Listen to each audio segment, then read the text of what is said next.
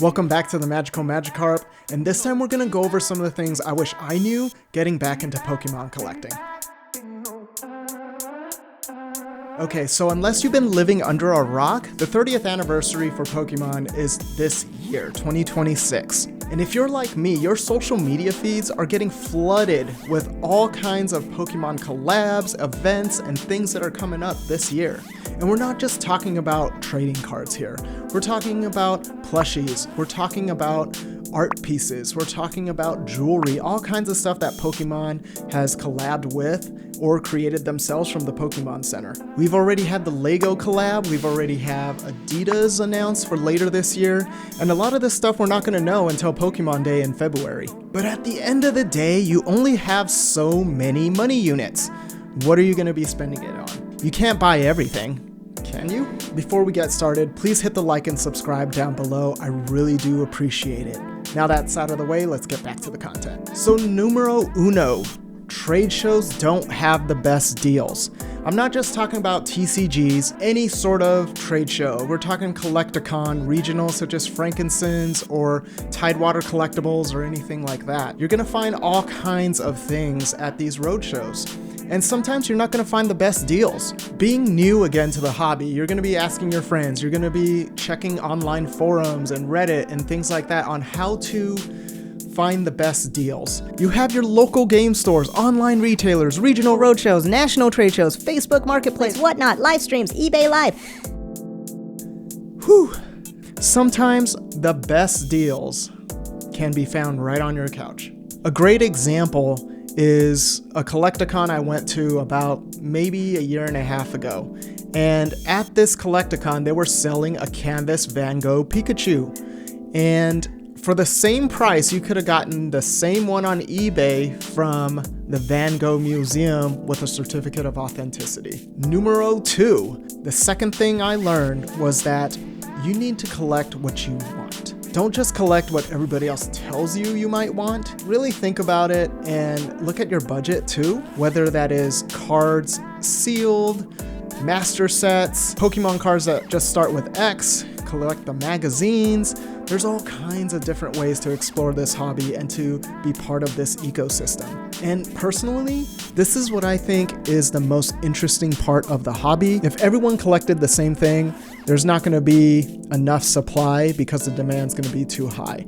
And this is what creates the most memorable people in this community because they branch out and they do different things. And in a weird way, it's kind of like dating. You don't want to be meeting the same person all the time. Would you do me?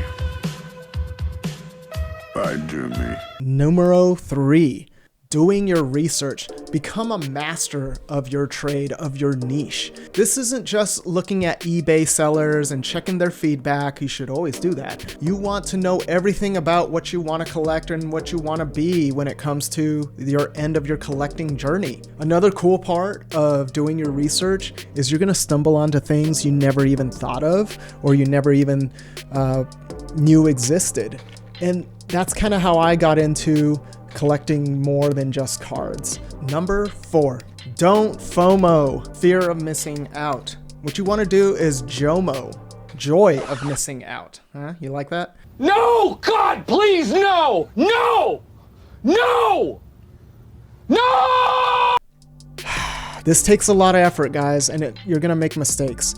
I've made mistakes. Everybody I know has made mistakes into this hobby and other collecting hobbies. You're gonna spend money where you kind of look back and be like, oh, I couldn't have gotten a better deal, or at the end of the day, it's not something you actually enjoy. If you're collecting the way you want to collect, you're gonna ignore all this social media stuff, and that's what you wanna do. Last, and definitely not the least, is share your hobby with others, whether that's with your family, with your dog, with like-minded people at your LGS during specific game nights. There's so much to be had within this hobby and just trading cards in general or just collecting in general. There's a lot of nice people out there and a lot of people who really know how to do this. And the only way you're gonna grow is to interact with these people and to just experience it yourself. So get out there, share this stuff. Don't just open packs by yourself. That's kind of like drinking by yourself, unless that's something you like to do, maybe on a regulated level, but share it with others. Open packs with your family, with your kids, and you're gonna find that experience certainly beats opening it by yourself. And another part to this aspect is be kind, be nice to people. Not everyone out there is trying to scam you, but if you did your research trying to continue building your collection, you're not going to be meeting those people. You're not going to be interacting with those people at that level. So give people the benefit of the doubt until you see evidence otherwise.